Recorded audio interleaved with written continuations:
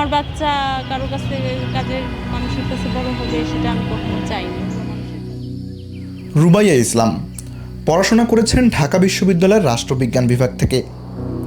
স্বপ্ন ছিল চাকরি করে ক্যারিয়ার করবেন, নিজের পরিচয় তৈরি করবেন।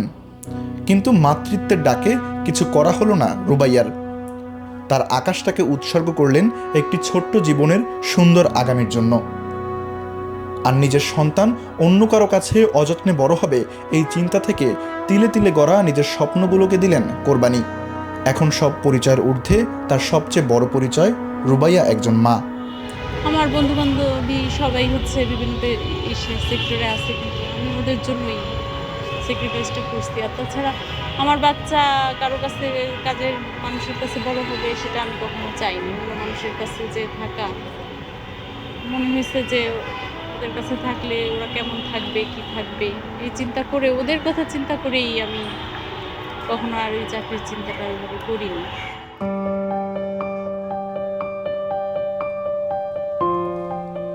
মা, যিনি নিজের সামর্থ্যের গণ্ডি পেরিয়েও সন্তানের মুখে হাসি ফোটাতে চান। সন্তানের স্বপ্ন পূরণ করতেই যার জীবনের প্রতিটি দিন কেটে যায় নিরন্তর সংগ্রামে। নিজের ইচ্ছা, নিজের ক্লান্তি কিংবা না বলা কষ্টগুলোকে আড়াল করেই তিনি সন্তানদের জীবনের সবচেয়ে নিরাপদ আশ্রয় হয়ে থাকেন।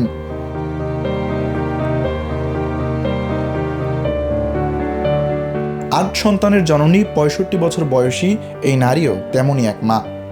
জীবনের সবচেয়ে কঠিন সময়টায়, যখন সবচেয়ে বেশি প্রয়োজন ছিল স্বামীর সঙ্গ আর ভরসা, তখনই অল্প বয়সে হারান জীবনসঙ্গীকে। কিন্তু থেমে যাননি। অসীম ধৈর্য আর মমতা দিয়ে ৭ মেয়েকেই বিয়ে দিয়েছেন, সন্তানদের মানুষ করেছেন নিজের সমস্ত শক্তি আর ভালোবাসা দিয়ে। না, এমনি কাজকর্ম আর কি করবো, করছি। মানে বাচ্চা কাচ্চা যখন না হয়েছে তখন সিঁড়ি কাজ করছি, সিঁড়ি কাজ পারি, সিঁড়ি কাজ করছি, হাতে সিঁড়ি। বা মা বাবা যত কষ্ট করি, যত কষ্ট করে মানুষ করছি, যত ই করি, ওইটা হয় না। সব দিক দিয়ে সব কিছু হয় না। তো মেয়েরা বেশ ভালোই আছে, মেয়েরা যথেষ্ট করে, স্বামীর বাড়ি থেকে দেয়, জামাইও দেয়, শ্বশুর নাই দেয়, পরে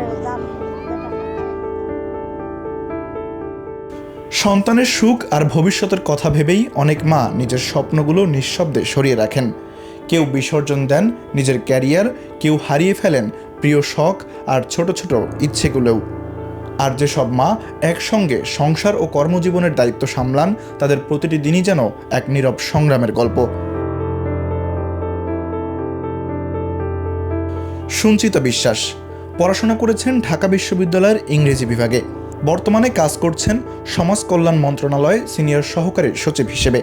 প্যারেন্ট হিসাবে আসলে যেটা হয় কি, যে একটা সময় আমাদের প্যারেন্টিংয়ের ধারণা ছিল মায়েরা বাসায় ছিলেন, তারা বাসায় থাকতেন সারাক্ষণ। সেই ক্ষেত্রে হয়তো মায়ের একক দায়িত্বের মতোই হয়ে গিয়েছিল অনেকটা, বাবাকে রাতে ছাড়া বাচ্চারা দেখতে পেত না। কিন্তু আমাদের এখন যেহেতু এই সময়ে এসে আমরা ঘরে বাইরে দুজনই কাজ করি, সেই ক্ষেত্রে আমার সহযোগিতা না থাকলে খুবই অসুবিধা। বাচ্চারা বাবা মা কীভাবে তাকে হ্যান্ডেল করছে সেটা দেখে দেখে বড় হচ্ছে। আমরা এক ধরনের মানে ওদের কাছে তো মডেলের মতো, ওরা আমাদেরকে দেখে। তো এটা খুব দরকার আছে, খুবই দরকার। সন্তানের ছোট্ট একটি সফলতাও মায়ের চোখে পৃথিবীর সবচেয়ে বড় অর্জন হয়ে ধরা দেয়। আর সেই হাসির আড়ালেই লুকিয়ে থাকে তার বছরের পর বছর সংগ্রাম। চাকরি যারা করে তাদের তো বাচ্চা লালন পালন করতে একটু সমস্যাই হয়। চাকরি করছি, তারপরে ছেলে মেয়েদের লেখাপড়ার দায়িত্বটা অনেক বেশি, কষ্ট হয়েছে। তবে শেষ পর্যন্ত সফলতা অর্জন করতে পারছি, মেয়েদের মানুষ করতে পারছি।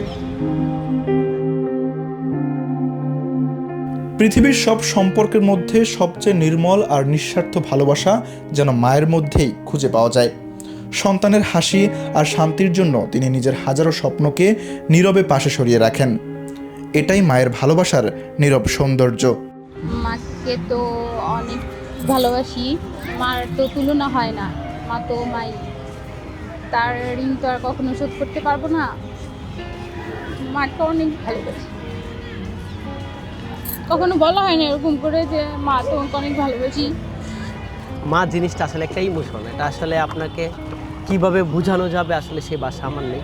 তুই পড়াশোনা করি, আসলে কীভাবে বোঝাতে হবে, এক্সপ্লেইন করাটা আসলে আমার পক্ষে আমি মনে করি আমার পক্ষে পসিবল, কারণ আমি আমার মাকে আসলে অসম্ভব ভালোবাসি। মায়েদের অবদান আসলে আমাদের জীবনে ভাষায় প্রকাশ করার মতো না। যতই বলি যে মা, যতই বলি আসলে বলার মতো না। বিশেষ করে আমার মা আমার জীবনে খুব গুরুত্বপূর্ণ একটা মানুষ, কিন্তু কখনো তাকে সেইভাবে বলা হয়নি, কখনো সেইভাবে তাকে বলা হয়নি। আমি আমার মাকে অনেক ভালোবাসি। আমি আমার নিজের সুন্দর ভবিষ্যৎ চাই, শুধুমাত্র যেন আমার মা খুশি থাকে।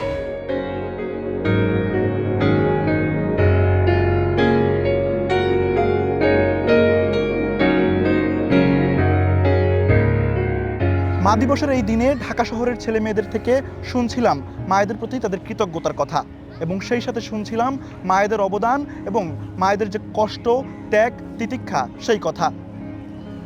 মা দিবসের এই দিনে আমরা যেন মায়েদের কষ্ট উপলব্ধি করতে পারি এবং সেই সাথে মা দিবস বাদেও প্রতিদিনই যেন আমরা মায়েদের প্রতি কৃতজ্ঞতা প্রকাশ করতে পারি, সেই প্রত্যাশা ব্যক্ত করছি। ঢাকা রমনা পার্ক থেকে তানভীর আহমেদ, বার্তা 24।